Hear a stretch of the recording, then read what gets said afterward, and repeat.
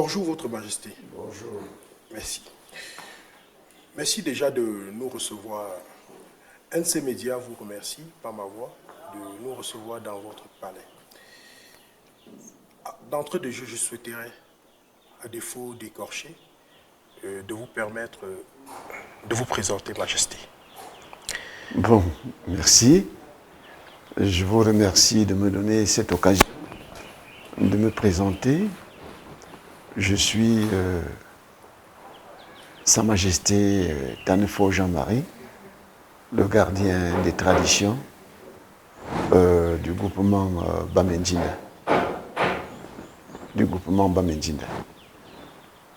Alors, je suis en poste depuis près de 6 décennies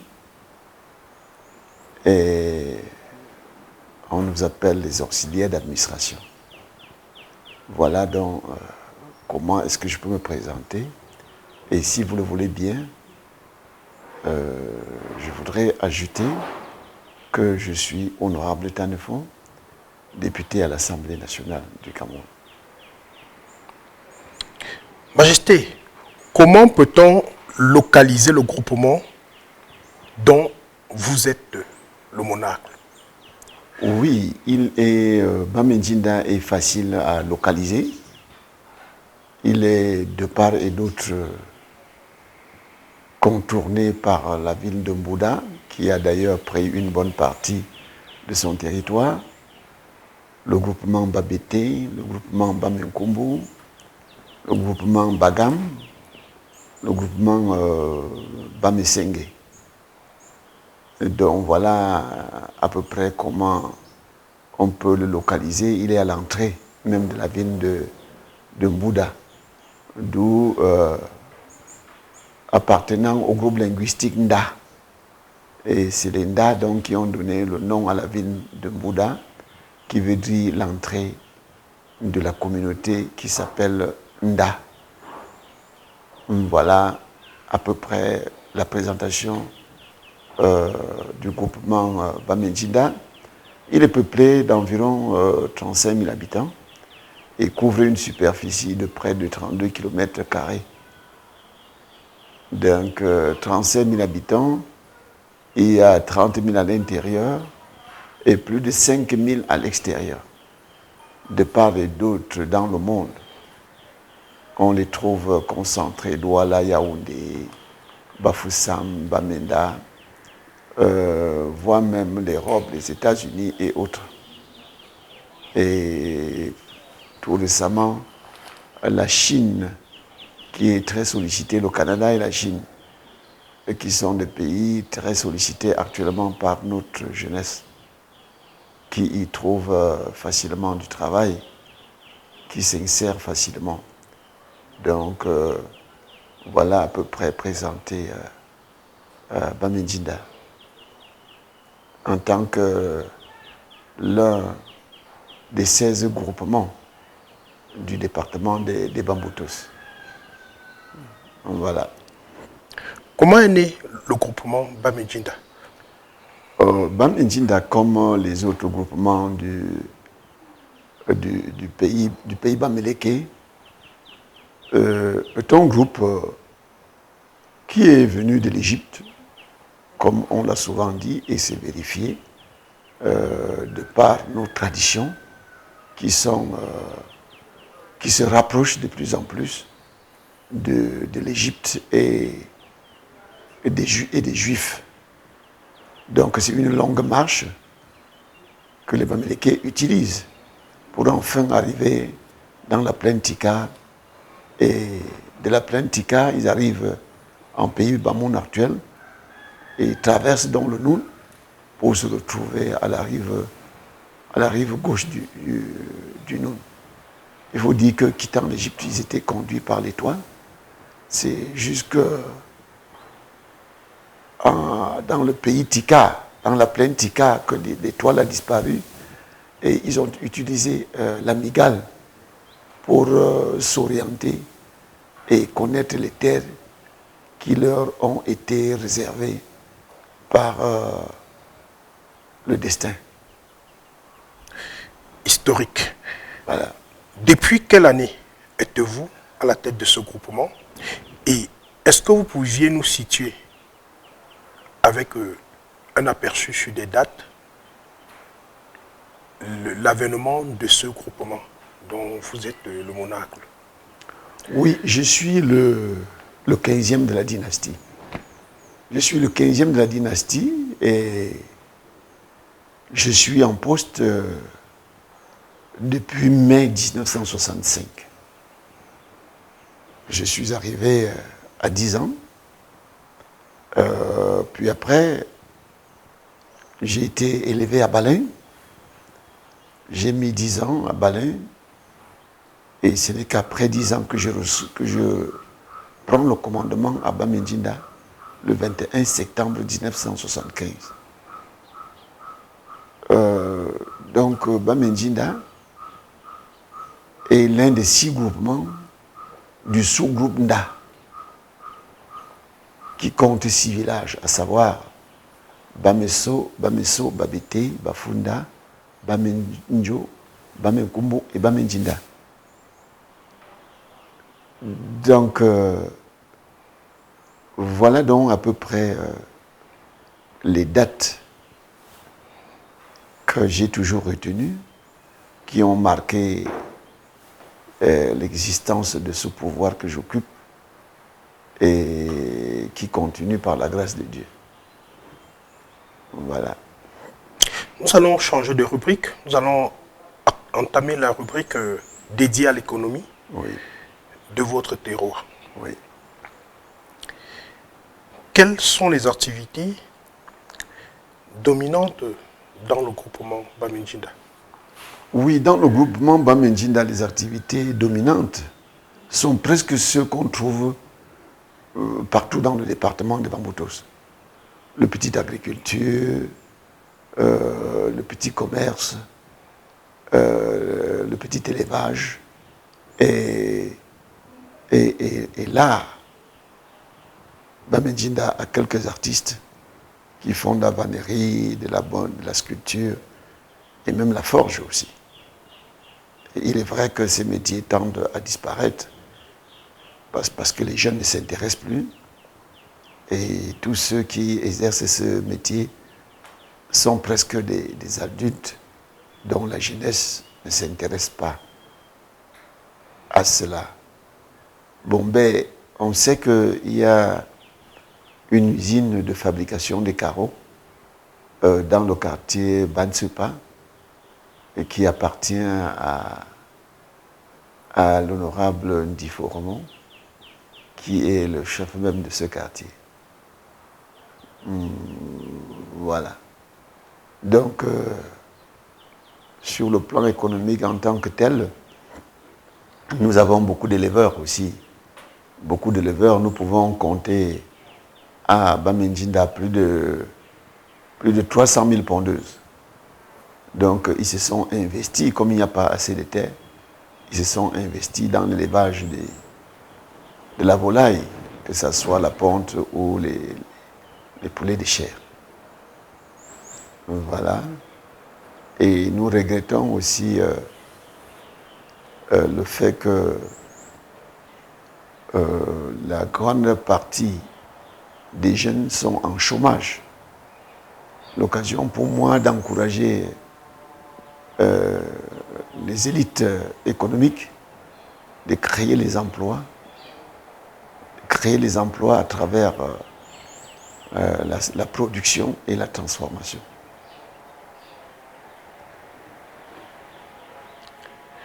L'artisanat semble occuper une partie de la population. Quels sont les principaux produits de l'artisanat local? Oui, comme vous voyez autour de moi, la structure s'est bien exercée. Ici, il y a la vannerie, il y a la forge, comme je l'ai dit, et un peu de poterie, parce que Bamendjinda fut un très grand centre de production d'argile, et des canaries et autres. Donc, voilà à peu près en ce qui concerne l'artisanat, ce que nous faisons ici, et les nattes pour couvrir les toitures continuent d'être tissées à ce niveau. On ne doit pas oublier aussi la cueillette du nectar de raffia, qui est aussi un art. C'est vraiment un art qu'on devrait apprécier pour ceux qui dégustent et apprécient le nectar de raffia. Voilà. Comment est-ce que vous faites pour écouler vos produits? Quelle est l'action que le monarque que vous êtes prône pour écouler ses produits? C'est très difficile. C'est très difficile parce que l'écoulement des produits agricoles ne sont pas organisés. C'est à qui mieux mieux. C'est pour cette raison que vous allez voir que sur le marché actuellement, le cajou de tomate coûte 2500 francs. Et quand ça coûte 2500 francs, on joue à perte parce que quand on fait des calculs des dépenses pour obtenir un cajou de tomate, 2500 francs est très insignifiant.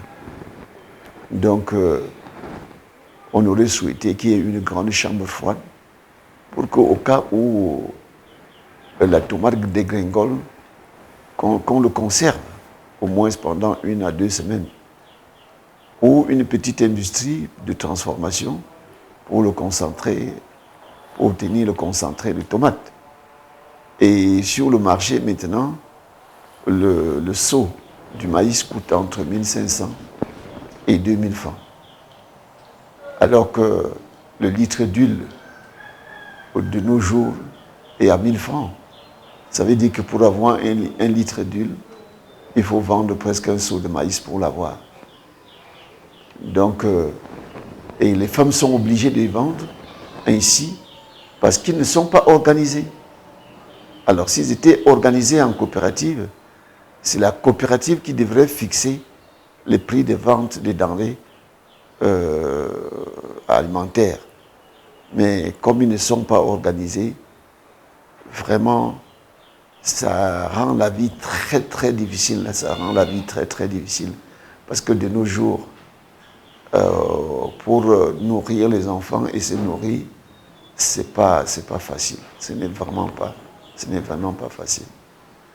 Donc, tout devrait dépendre de l'organisation économique et sociale qui permet d'écouler dans de bonnes conditions et à des prix indiqués les cultures champêtres. Le taro, ce qui est maintenant cher, c'est le taro, parce que c'est très sollicité. Le taro sur le marché est très cher par rapport au maïs, mais le maïs aussi est primordial, parce que sur toutes les tables à l'ouest, au moins une fois par semaine, on consomme le couscous du maïs. Voilà. Bamejinda regorge assez d'élite. Oui. Beaucoup de vos fils sont également de grands hommes d'affaires.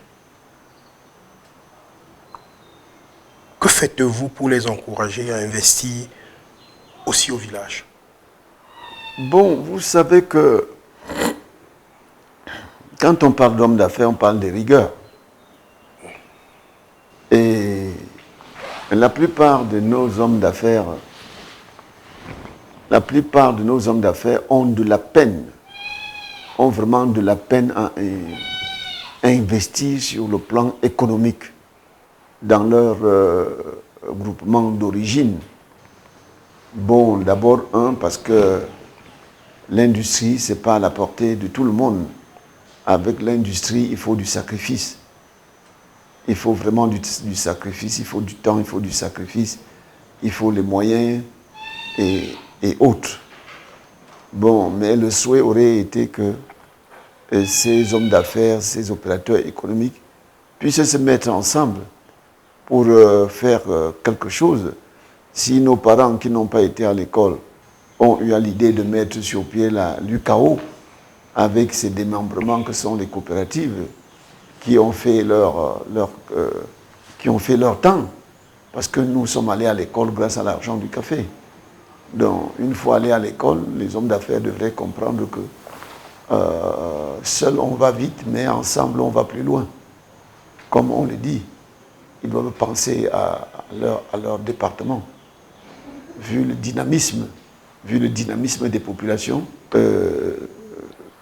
ils devraient faire quelque chose. Il y a beaucoup de choses à faire non seulement à Bamendjinda, mais dans notre département. Si on prend par exemple le cas de Bangang, qui produit les pommes de terre.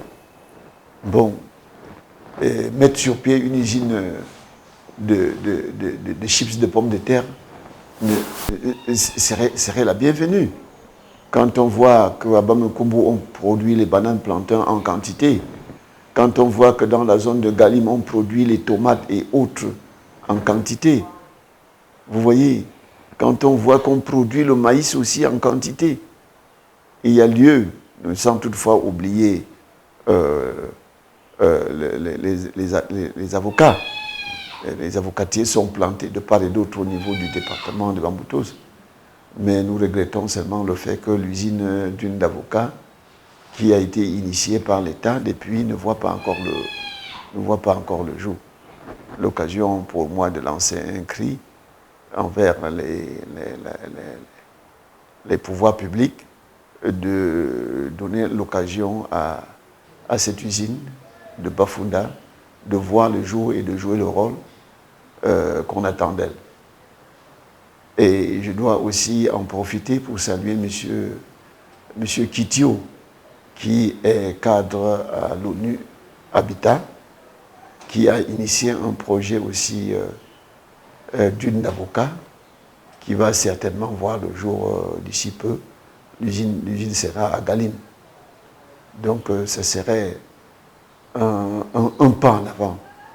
On doit aussi féliciter la mairie de Mbouda, qui a mis sur pied une usine de traitement des déchets qui permet d'obtenir les engrais organiques très sollicités par les planteurs pour fertiliser les champs au détriment des engrais qui plutôt appauvrissent le champ, les terres. On parle beaucoup d'exode, ce fameux fléau qui mine nos villages. Oui. Je pense que Bamendjinda n'en est pas en reste.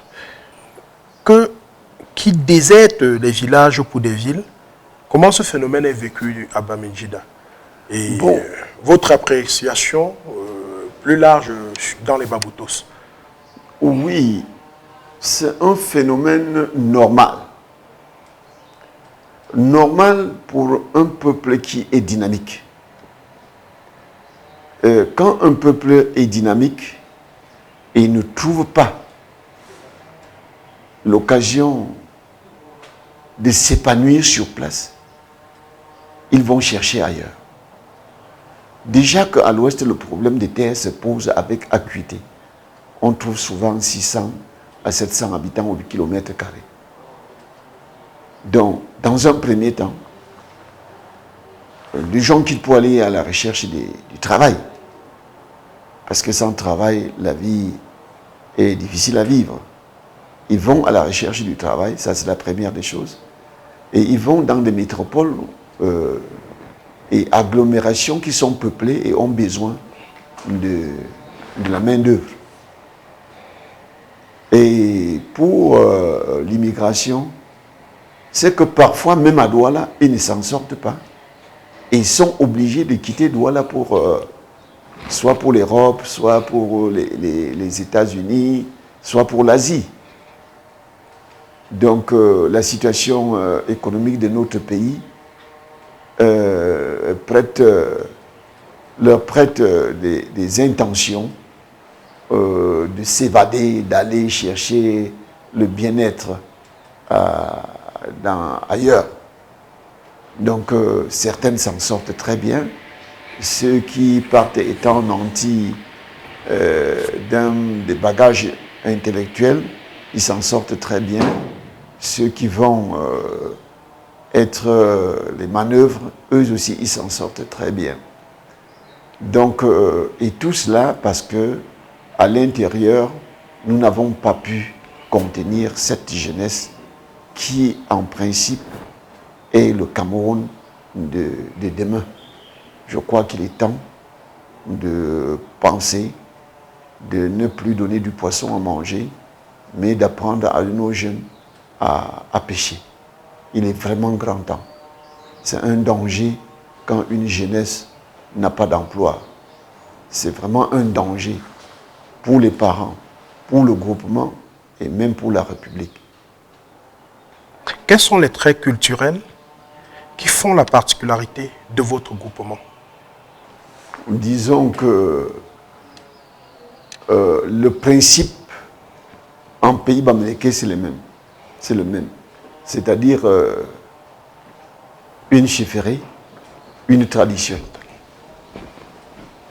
Un chef. À l'ouest, la chefferie est très importante. Donc nous, on était déjà hiérarchisés et ces chefferies étaient indépendantes les uns des autres, les unes des autres, je veux dire. Donc en ce qui concerne la particularité de Bamendjinda, Bamendjinda est un groupement qui avait en son temps, qui avait vers les années 1800, un très grand marché qui vendait les esclaves. Un très grand marché où les échanges, c'était l'un des grands marchés de la sous-région, où les échanges des monnaies et autres, les ventes d'esclaves, c'est sur ce marché que ça se passait. Et les traditions liées à l'esclavage est vraiment un peu particulier à Bamendjinda parce que de nos jours même, les gens viennent toujours sur le site de l'ancien marché faire des sacrifices pour les disparus, pour les gens qui ont été vendus à partir de là. Bamendjinda aussi est un groupement qui a 3 symboles. C'est-à-dire l'araignée divinatoire appelée amygale, qui représente la sagesse, la tortue qui représente la justice et le caméléon qui représente la patience et les circonstances. Et en analysant les 3 petits animaux, on s'en rend compte que dans la vie, si tu es sage, juste et patient, il n'y aura pas de raison que tu ne réussisses pas dans la vie. Aussi, Bamendjinda organise de temps en temps les fêtes de purification. Tous les 2 ans, les années impaires, les fêtes de purification pour le village et donne l'occasion à la jeunesse de s'imprégner dans la culture. Et les années paires, tous les 2 ans des années paires, nous organisons la fête du Taro. Elle va avoir lieu à la première quinzaine du mois de novembre 2026. Nous organisons la fête du Taro. Ça donne l'occasion d'apprendre aux jeunes filles l'art culinaire. Comment est-ce qu'on prépare le taro? Quels sont les condiments qui sont utilisés? Et la dégustation, liée aussi à certains rites traditionnels qui sont pratiqués à l'occasion de cette fête de taro, traditionnelle de taro. Mais aussi à Bamendjinda, nous savons que l'éducation d'un enfant,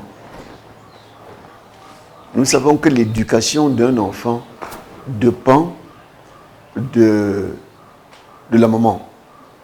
Et c'est pour cela que nous donnons beaucoup d'importance à la femme, parce que tout pouvoir vient de la femme. Et on essaie d'éduquer les enfants même à partir du sein maternel. On essaie de les éduquer à partir du sein maternel.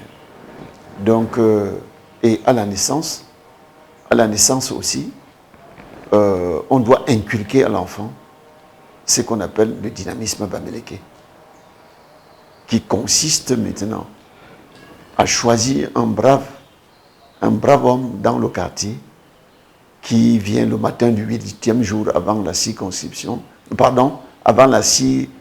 avant de circoncire l'enfant. Il vient le 8e jour, il prend l'enfant de la main gauche et il prend une machette, il va sur une touffe d'herbe, il essaye de couper 3 fois en disant à l'enfant, tu ne seras jamais paresseux. Et on met de l'argent dans la pomme de l'enfant et quelqu'un vient remettre la cola dans cette même pomme et on prend la cola. Et vice-versa, et on dit à l'enfant, tu achèteras avant de vendre. Parce que dans nos traditions, celui qui vend sans acheter n'est qu'un bandit.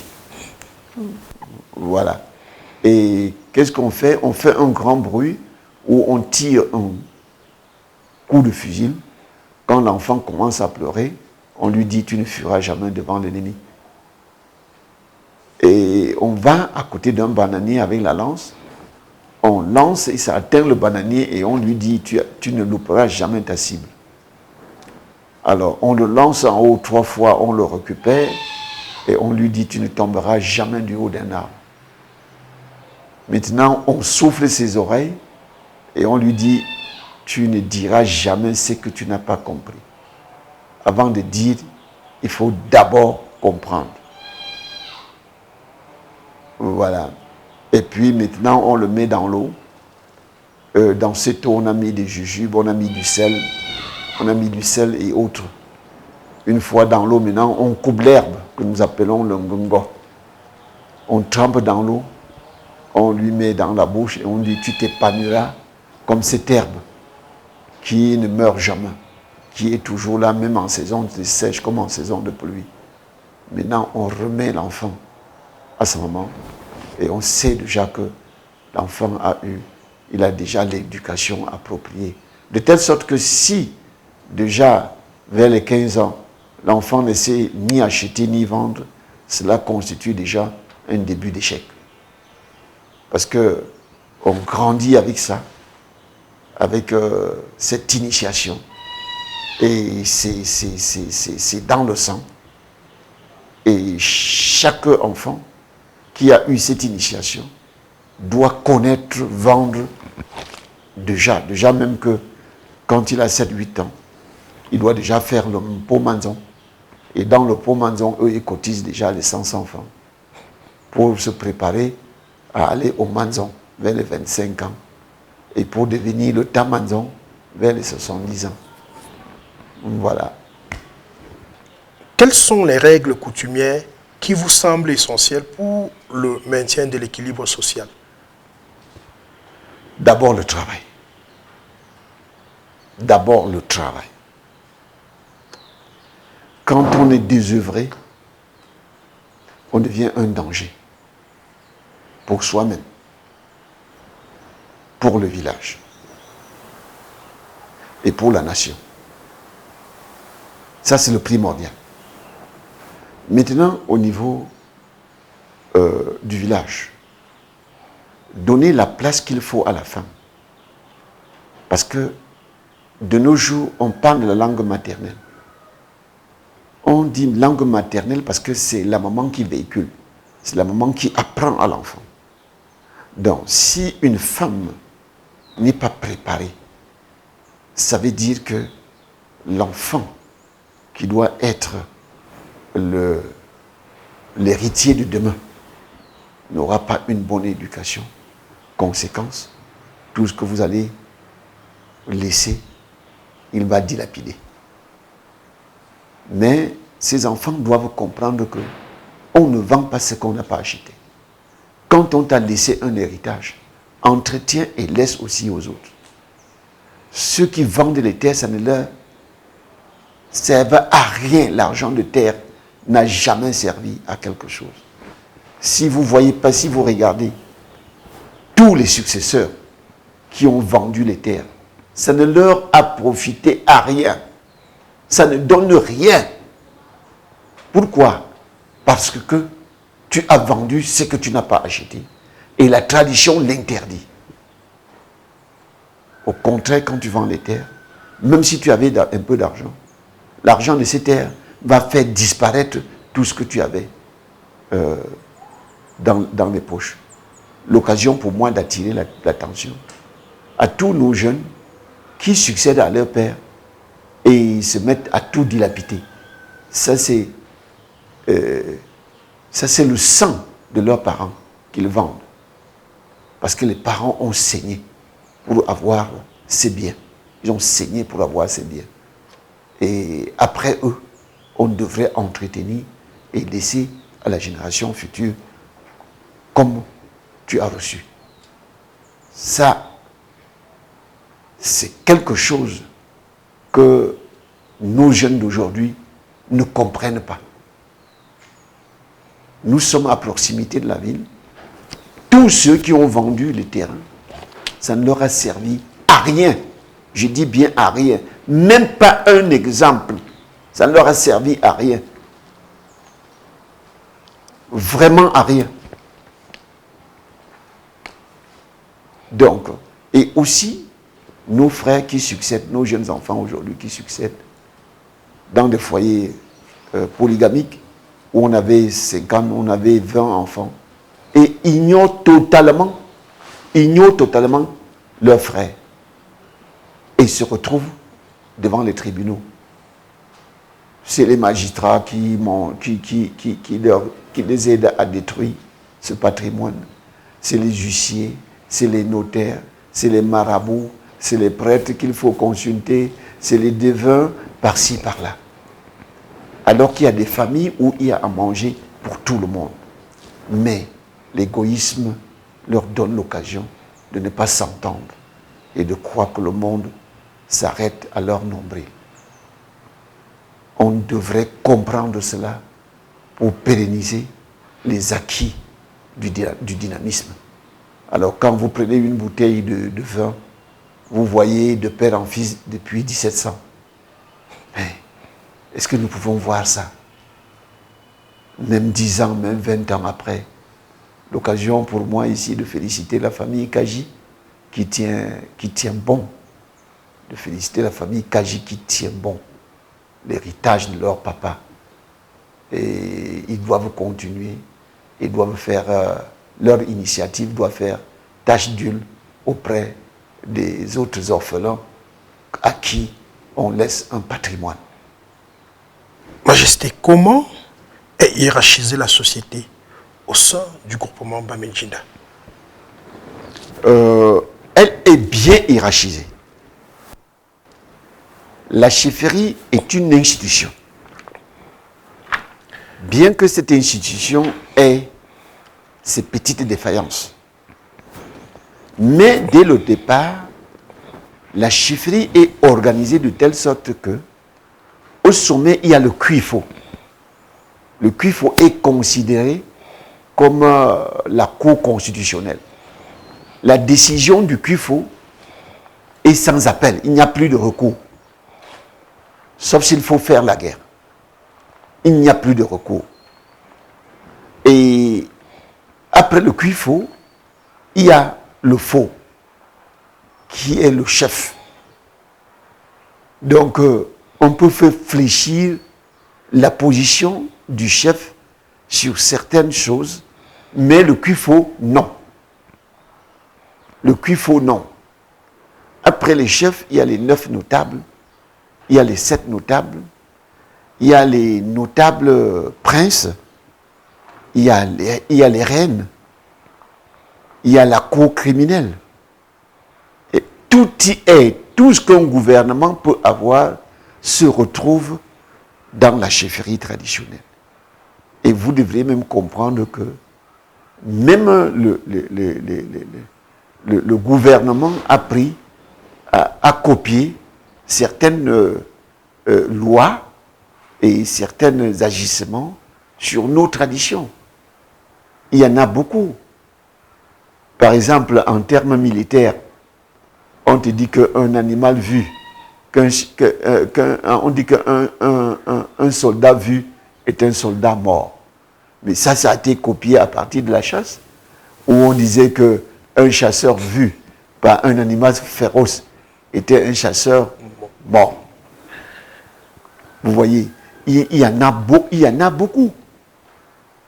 a beaucoup. Et même l'État interdit de vendre les terres. Et c'est la même chose chez nous. On ne vend pas les terres. On donne.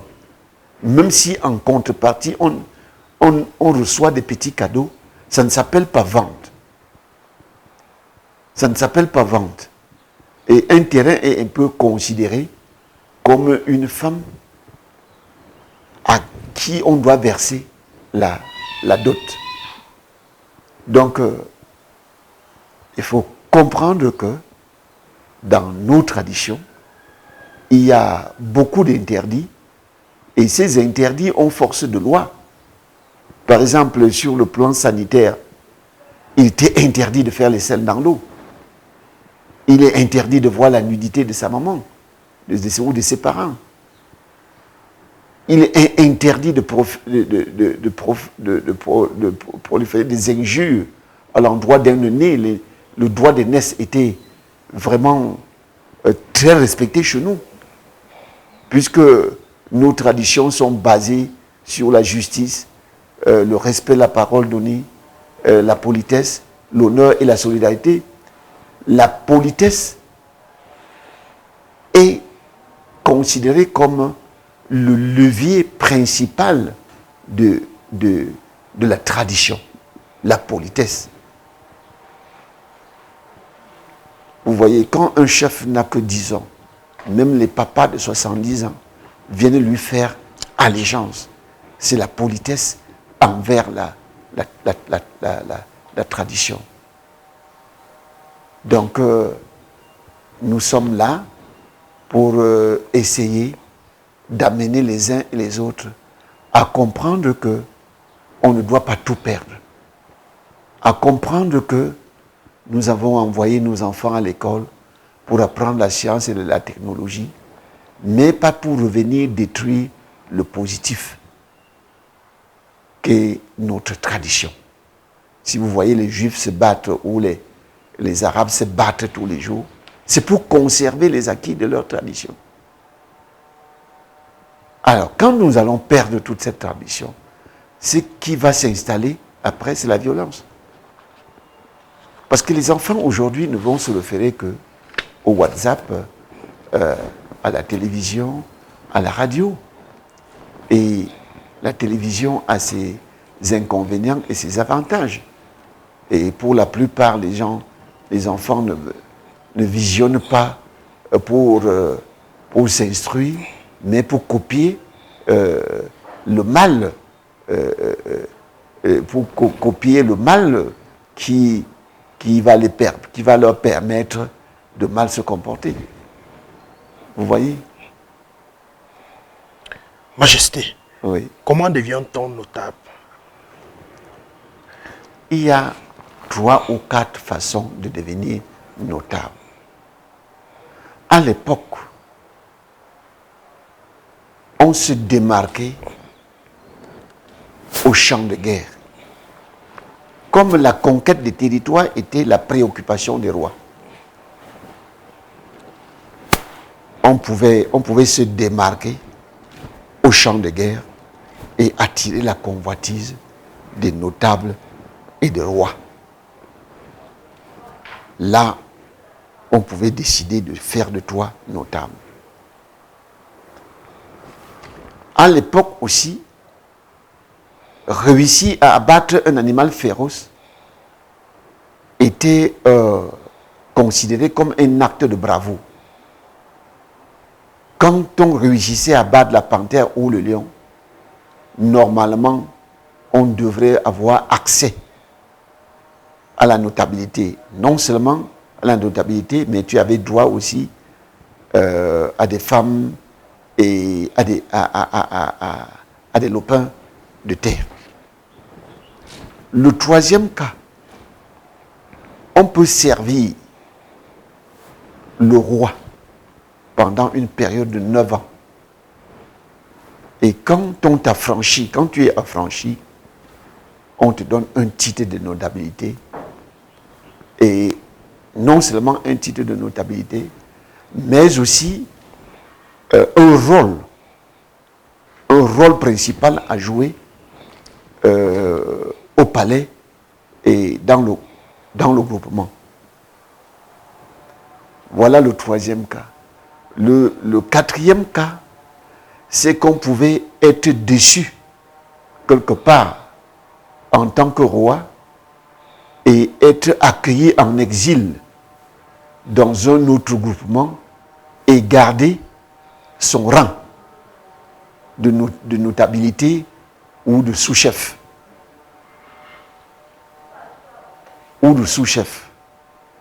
Alors, un autre cas, c'est que on pouvait être très grand guérisseur dans un groupement, on guérit les populations, et pour finir maintenant, on reconnaît en toi un bienfaiteur et on te donne un titre de notabilité avec des fonctions que tu dois occuper au sein de la chefferie. Voilà. Et aussi les princes qui doivent être affranchis. Parce que un prince, quand il est encore au palais, il est sous les ordres du roi. Jusqu'au jour où, vers l'âge de 25 ans, on doit lui faire s'asseoir sur une chaise, les cérémonies des chaises, de mariage et autres. Et en ce moment-là, on peut donc te donner un titre de notabilité.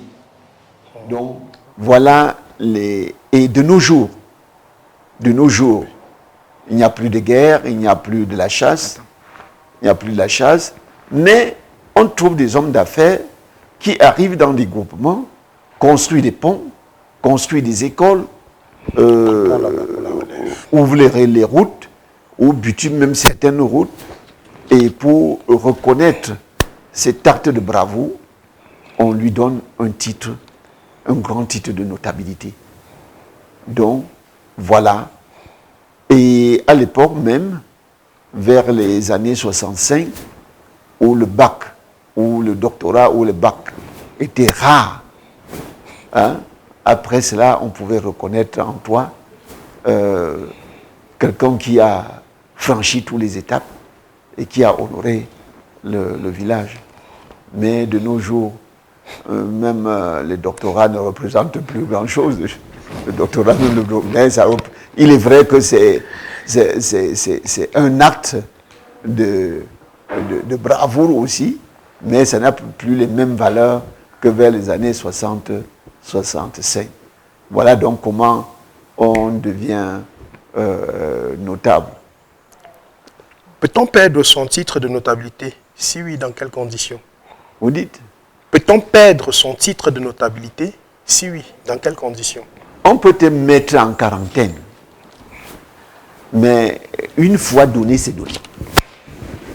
On peut te mettre en quarantaine, on peut te sanctionner, mais je vous ai dit que l'un des principes sacrés de la tradition, c'est le respect de la parole donnée. C'est-à-dire que quand tu as donné ta fille en mariage, tu as reçu la dot. De toutes les façons, en Pays Bamileke, une femme de son vivant, une femme dotée, reste la femme de la personne qui a doté durant toute sa vie. Même si elle va en concubinage, même si elle fait du n'importe quoi, elle reste la femme de tel. Et quand le chef a donné sa parole pour faire de toi notable, bon, sauf si vous commettez des actes qui ne sont pas de nature à honorer le village, soit assassiner, soit poser des actes d'inceste, soit insulter les notables et autres, on te met donc en quarantaine et on te dit désormais tu n'iras plus dans les castes des notables. Alors jusqu'à ce que tu te rectifies et que tu te repens, tu demandes pardon. Et parfois c'est à vie. Hein? Quand l'acte est grave, tu es repoussé à vie, même si ton nom de notabilité reste, ça ne sert plus à rien. Voilà. Majesté, nous allons continuer notre entretien. Oui. Je souhaiterais, à votre permission, je sais qu'il est long, oui, mais il est très édifiant, il est éducatif. Oui. La séance à laquelle nous prenons part. Oui. Le chef du groupement est-il omniscient, omniprésent, omnipotent? Il est tout cela. Il est tout cela parce que il incarne en pays bamileke. Le chef du groupement est le représentant de Dieu sur terre. Il est le représentant de Dieu sur terre. À ce titre, il représente Dieu auprès des ancêtres et utilise donc les ancêtres pour l'intercession. Pour l'intercession. Le chef, on dit en pays bamileke que le chef a les yeux derrière la tête. Juste parce que son service de renseignement est tel que rien, aucune information ne peut lui échapper. Le chef de groupement a même des totems qui lui permettent de voir au-delà et de connaître certaines choses. C'est avec l'arrivée des Blancs que la chefferie a un peu connu une petite décadence. Et si elle existe jusqu'à aujourd'hui, ça veut dire que la fondation dès le départ a été solide. C'est pour ça que les murs et la toiture résistent. Même si parfois il n'y a pas de porte. Donc, le chef traditionnel en pays bamileke était considéré comme le mari des veuves, le père des orphelins, le père du village, l'homme incontournable, le plus riche du village. C'est lui qui avait le plus de terres, le plus d'enfants, le plus de femmes. Donc, et c'est autour de lui donc que s'est tissé des échanges qui plus tard deviennent le commerce. C'est autour de lui, que se tissent les échanges. Et ces échanges deviennent donc plus tard de commerce. Et c'est pour cela que à l'entrée de chaque chefferie, il y a toujours un marché. Il y a toujours un marché. Alors d'ailleurs, les honneurs qu'on donne au chef, on l'appelle marché. À cause des échanges, des démarches, des intrigues, de tout ce qui se passe autour de lui. Et c'est ça qui faisait de lui l'homme incontournable. Mais sauf qu'ils n'ont pas vu venir le changement. Ils n'ont pas vu venir le changement. Le changement a appauvri d'autres chefferies. Mais les chefferies qui ont été averties, les chefferies qui ont envoyé les enfants à l'école, puisqu'à l'époque, l'école était considérée comme étant une corvée, mais les chefferies qui ont compris rapidement ont pris le dessus sur le temps, pendant que d'autres sont restés stagnants et autres. Mais de toutes les façons, au vu de ce qui précède, les chefferies tiennent bonnes. Les chefferies tiennent bonnes et doivent continuer à jouer le rôle qu'on attend d'eux auprès des populations. Et à garder jalousement la culture qui fait de nous des grands hommes.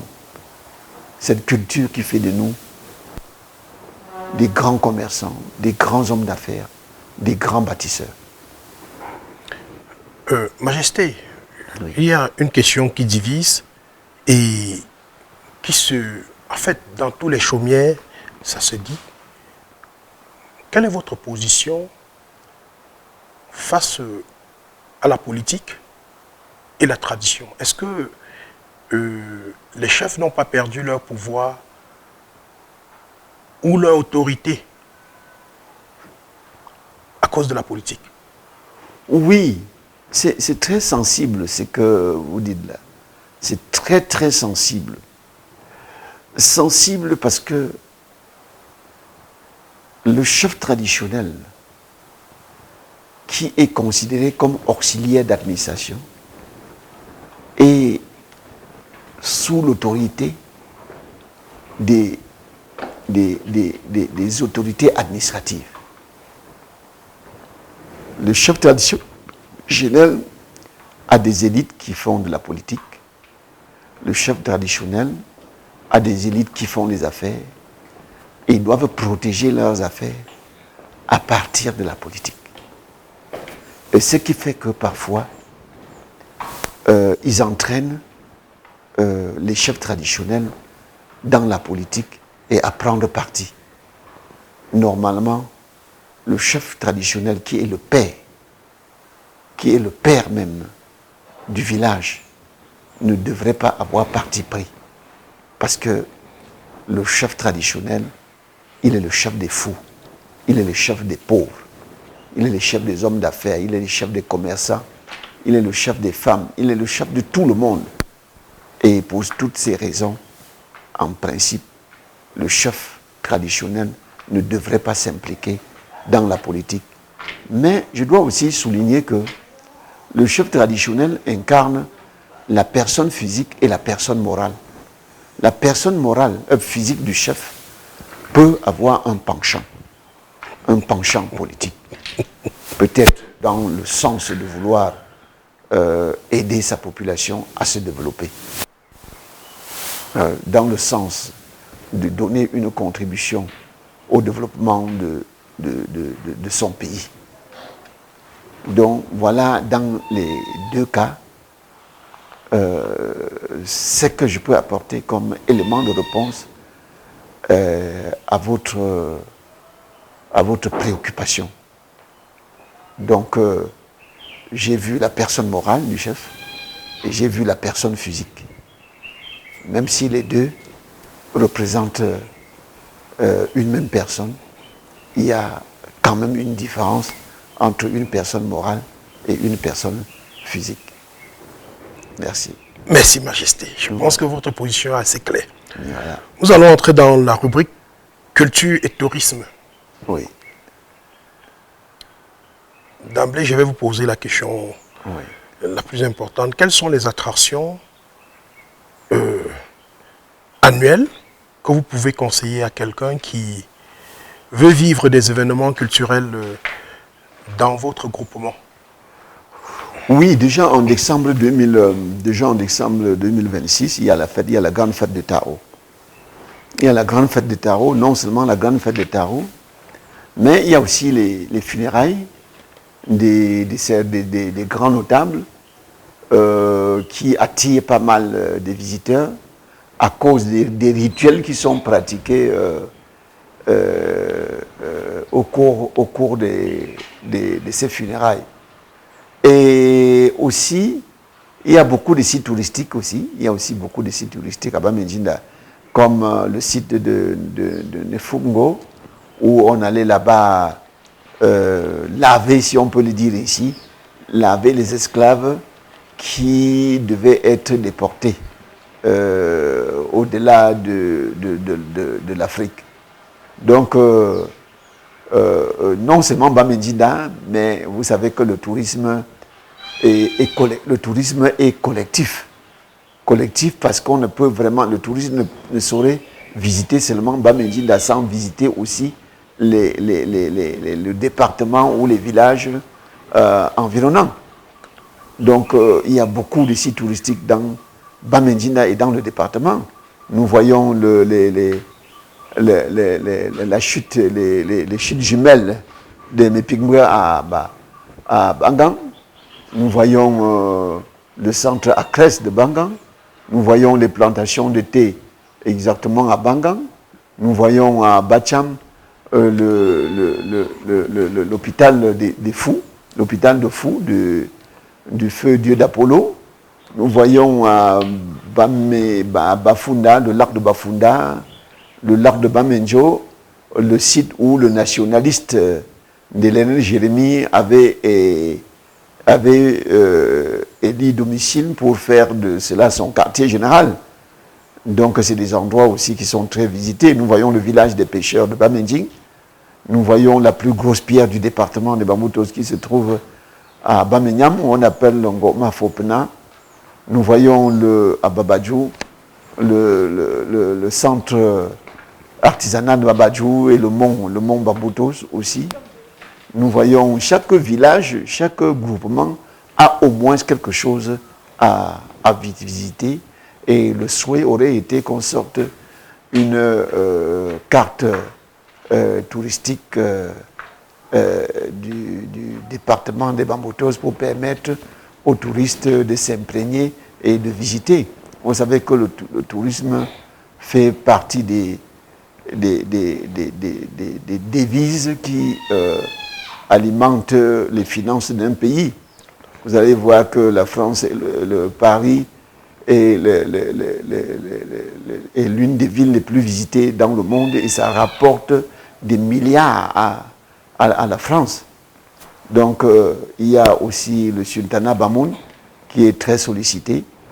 Donc, voilà donc à peu près, il y a les champs d'avocatiers de Bamenkombo où on peut visiter et même déguster les avocats. Donc, franchement, à travers Bamendjinda et le département de Bamoutos, il y a tout au long de l'année, bon, on devrait sortir le calendrier. On devrait sortir un calendrier touristique de Bamendjinda accompagné du département de Bamoutos. On travaille là-dessus. On travaille là-dessus. Et nous espérons que les médias, comme vous, devraient apporter une contribution remarquable à l'élaboration de ce calendrier annuel de tourisme. Oui. Merci, Majesté. Avez-vous des projets d'aménagement ou de promotion du tourisme dans votre groupement? Oui, effectivement. Le musée de Bamendjinda est devenu, je ne sais pas si je peux appeler exigu, mais il n'est plus au vu de son patrimoine, il est devenu trop étroit. Nous comptons donc construire un nouveau musée avec un grand jardin sur 5000 mètres carrés. Le plan a été déjà fait et nous sommes à la recherche des financements. Et il y a des lieux de mémoire aussi, comme le lieu où on appelle Monundui. Monundui est un lieu où on allait là-bas mettre des cadeaux et en retour maintenant, certaines personnes qu'on ne connaît pas venaient déposer tout ce qu'on a demandé. Alors, pour illustrer, vous allez comprendre que le ndop n'est pas une fabrication. Le ndop est sorti de l'eau. Le ndop est sorti de l'eau. Et cet endroit est encore là, à Bamendjinda. Tout le monde le reconnaît. Que c'est là où est venu le ndop pour la première fois. Et à côté de cet endroit, il y a un lieu sacré qui est appelé Fondop, que vous auriez l'occasion de visiter et de comprendre beaucoup de choses là. Donc, Bamendjinda est un groupement, franchement, qui fut et reste un groupement attractif. Un groupement attractif parce que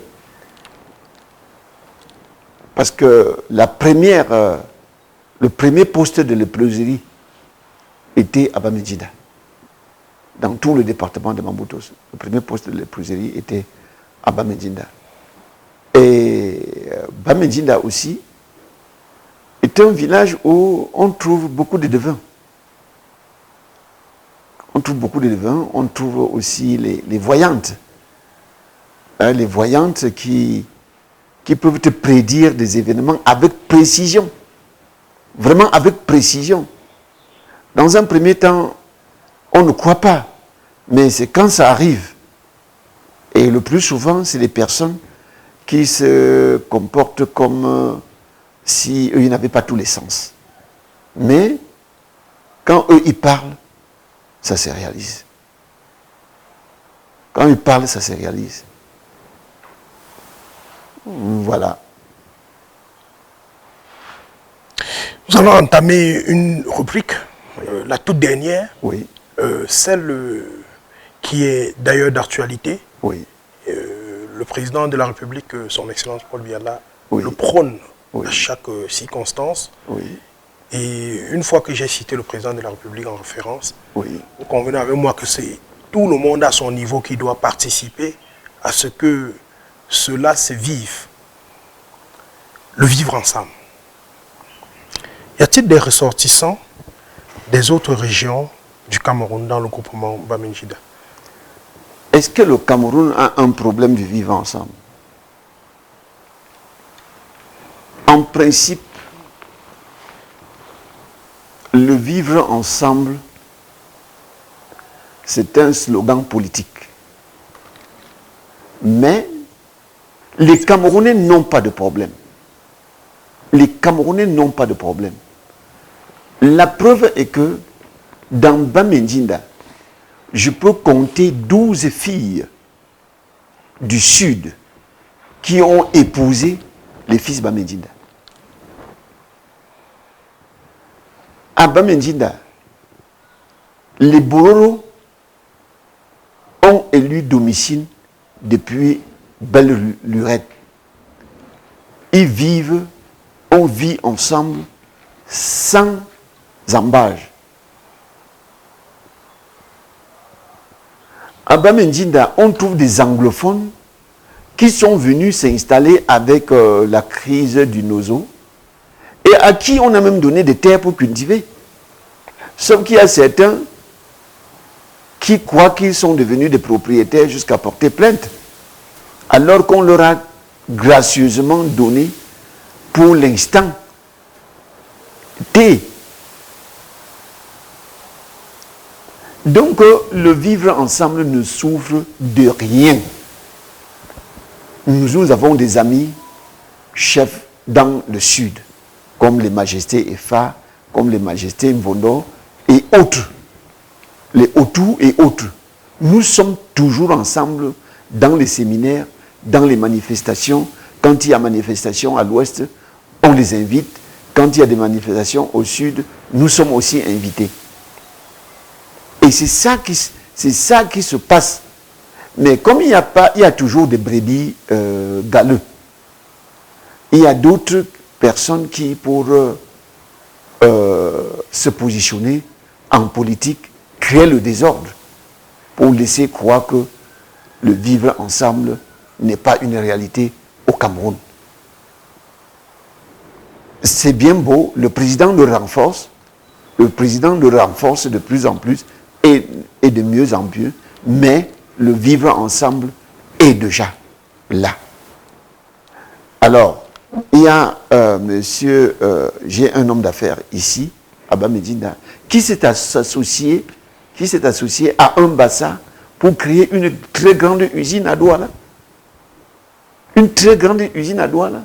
Si le vivre ensemble n'existait pas, Les deux ne pouvaient pas le faire. Il y a des membres du gouvernement qui ont épousé les filles du Nord, les filles Bamileke, par-ci, par-là, les filles de l'Est, les Sawa, tout ça, c'est ça le vivre ensemble. Il y a de part et d'autre les ressortissants de l'Ouest qui ont des plantations de cacao dans le Mongo, dans le Sud, un peu de partout. Mais c'est le vivre ensemble. C'est le vivre ensemble. Donc franchement, les Camerounais n'ont pas de problème de vivre ensemble. Mais sauf qu'il faut veiller, comme le dit le président de la République, à ce que ce vivre ensemble soit effectif. Soit vraiment effectif. Et qu'on cesse d'utiliser cela comme slogan politique pour donner l'occasion à certaines personnes, à l'opinion nationale ou internationale qui a un problème de vivre ensemble au Cameroun. Je vais vous prendre un exemple. Si vous avez deux chiens devant vous là, qui s'entendent très bien et qui cohabitent très bien, prenez l'os ou un morceau de viande, lancez dans la cour, vous allez voir leur réaction. C'est en ce moment-là qu'ils vont se battre pour que chacun puisse emporter le morceau, pour que chacun puisse emporter le morceau de viande. Donc le vivre ensemble au Cameroun devrait s'accompagner par le manger ensemble aussi. Alors voilà le vrai problème du vivre ensemble. Le vivre ensemble doit s'accompagner par le manger ensemble. Voilà. Majesté, Oui. merci de votre disponibilité. Un de ces médias, par ma voix, vous remercie une fois de plus. Je vais vous poser une question de fin, Oui. que vous allez accompagner avec votre mot de fin. Oui. Je souhaiterais que face à nos caméras, Oui. que vous dites quelque chose à vos fils, à vos frères, Majesté, des Baboutos, ou dans l'Ouest et même au-delà. Parce que la chefferie ne se limite pas seulement au Cameroun. Voilà. Que vous puissiez leur dire quelque chose. Je vais juste rappeler l'essence, l'idéal de notre média, c'est la promotion du marketing territorial. Chaque commune, chaque communauté doit se battre à valoriser son potentiel. Dites-leur quelque chose via nos médias. Vraiment, je vous remercie de me donner cette occasion, de m'adresser à mes frères et sœurs du département des Bamboutos. Le département des Bamboutos est un département digne d'éloge. Un département où le dynamisme des populations n'est plus à démontrer. Un département soucieux de la paix et du vivre ensemble comme nous étions en train de le dire.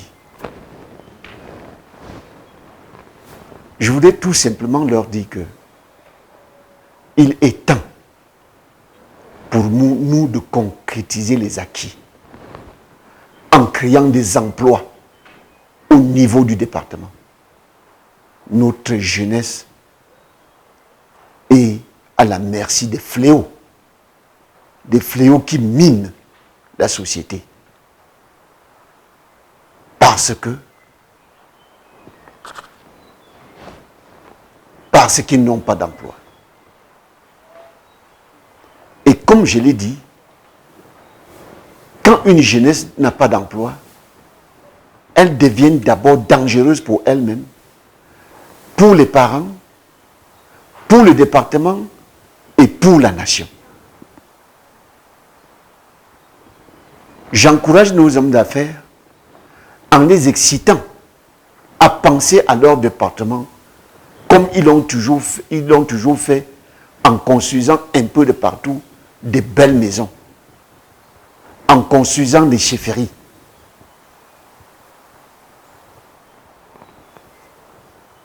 Je voudrais leur dire merci pour tout ce qu'ils font déjà. mais de savoir que plus on dit merci, plus on en demande. Faites quelque chose pour notre jeunesse. Cette jeunesse à qui nous allons laisser ce département. Cette jeunesse à qui nous allons laisser l'héritage. Cette jeunesse à qui nous allons laisser ce que nous avons de plus cher. Occupons-nous de notre jeunesse. Ils se sont exprimés. Et je me fais comprendre. Ils se sont exprimés. Et je me fais comprendre. Et que leurs préoccupations doivent être entendues, doivent être écoutées par les parents que nous sommes. Créons des industries. Créons des industries. Donnons l'occasion au département d'avoir une suffisance avec de l'énergie. Parce que sans énergie, il n'y a point d'industrie. Nous avons des barrages. Nous avons l'éolienne. Nous avons même le soleil. Nous avons tout cela. Faisons quelque chose pour notre département. Avant qu'il ne soit trop tard. Faisons quelque chose pour notre département. J'attire l'attention des pouvoirs publics. J'attire l'attention de l'élite politique. J'attire l'attention des chefs traditionnels. De tous ceux qui ont une vision pour le département de Bamboutos, de comprendre qu'il est temps de faire quelque chose. Et j'en profite donc, comme nous sommes en début d'année, pour souhaiter mes voeux, les meilleurs de longévité et de réussite, à tous ceux qui m'écoutent, à tous ceux qui ont la volonté de bien faire, à tous ceux qui sont habités par les germes de la paix. Merci. Merci, Majesté.